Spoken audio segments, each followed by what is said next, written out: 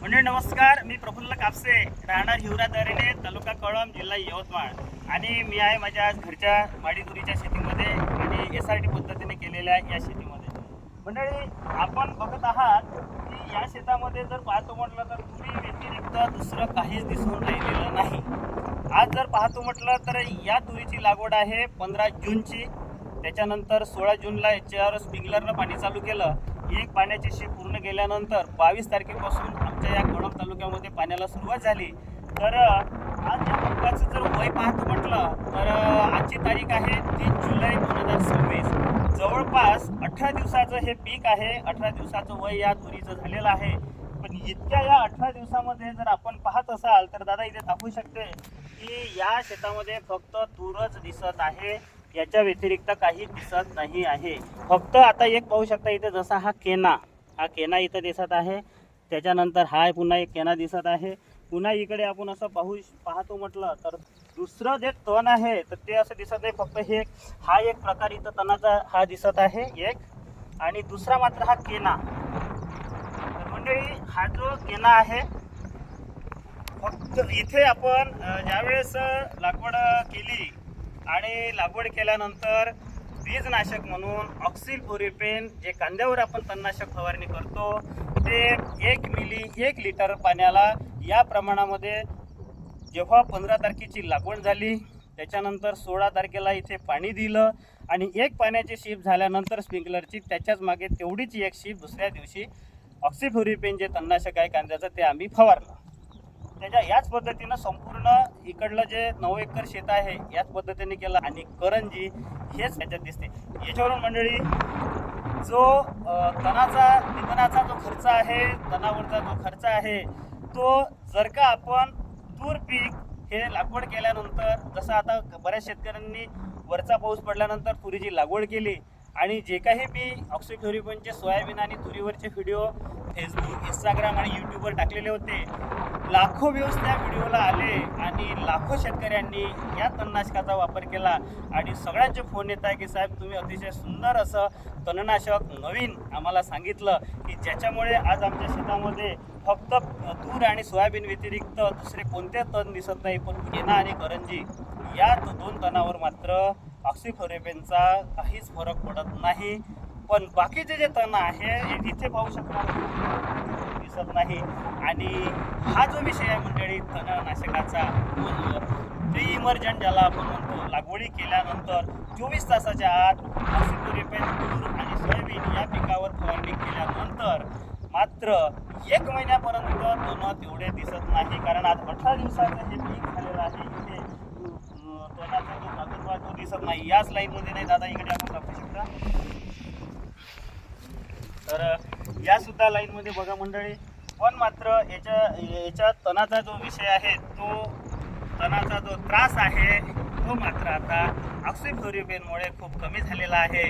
आणि ऑक्सिफ्लोरिपेन हे हा जो घटक आहे ज्याला आपण कांद्यावरचं तणनाशक जे वापरत राहतो, तर आपल्या शेतकरी बांधवांसाठी सोयाबीन, तूर आणि चना या 3 पिकासाठी मात्र नवसंजीवनी ठरणारं ऑक्सिफ्लोरिपेन हे तणनाशक आहे. एक छोटीशी बॉटल असते 100 मिलीची, 150-150 रुपयाला ती बॉटल राहते.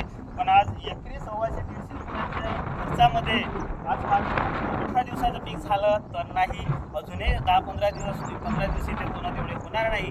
आणि त्याच्यानंतर मंडळी हे पीक जेव्हा मोठं होतील तर त्यावेळेस मात्र इथे जर टोप लावून पण इथे ग्लुफोसिनेट फवारलं, जे मार्केटमध्ये ग्लुनेट वगैरे नावानं येते, तर ते तणनाशक जर आपण खालून पीक वाचून फवारलं तर मात्र तणाचं अतिशय सुंदर नियंत्रण होऊन जाते. फक्त याच्यामध्ये केना आणि करंजी ह्या 2 तणासाठी मात्र बाया आपल्याला लावाच लागते. आता हे जे माझं SRTचं हे 3रं वर्ष आहे.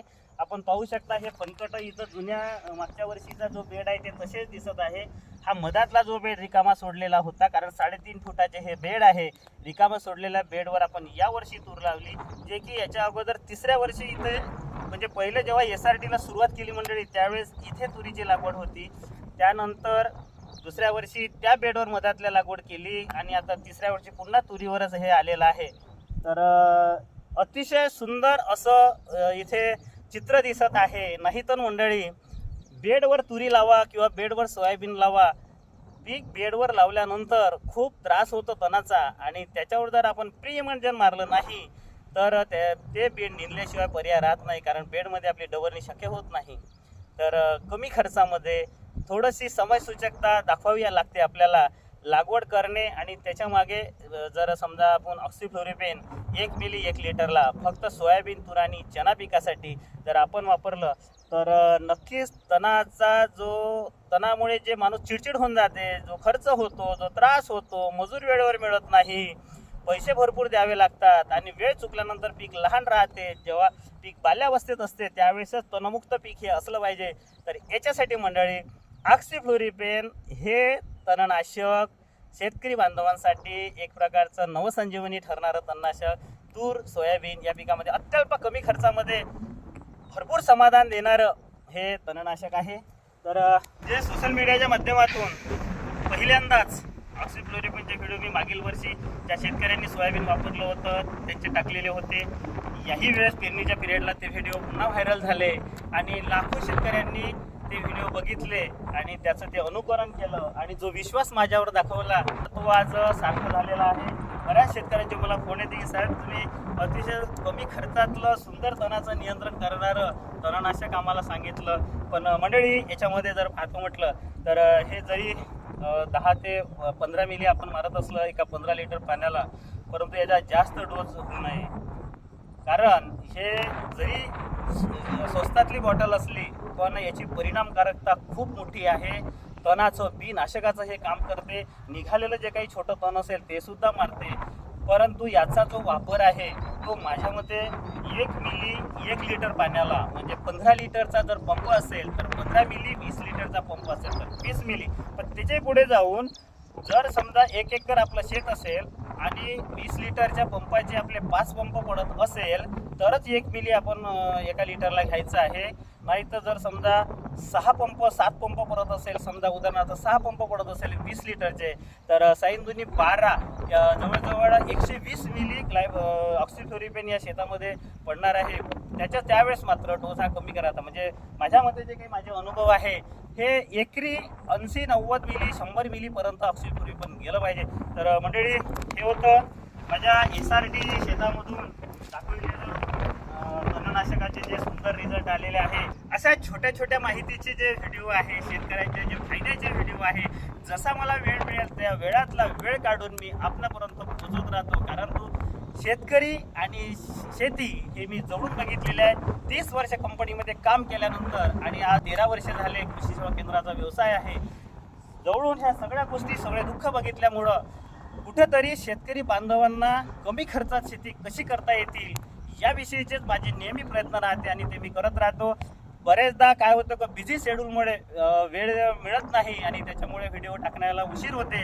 तर मंडळी जेव्हा जेव्हा मला वेळ मिळेल तेव्हा मात्र आपणा सर्वांच्या फायद्यासाठीचे व्हिडिओ मी सोशल मीडियाच्या माध्यमातून टाकत राहू. तर म्हणजे पुन्हा भेटू पुढील व्हिडिओमध्ये. तोपर्यंत नमस्कार.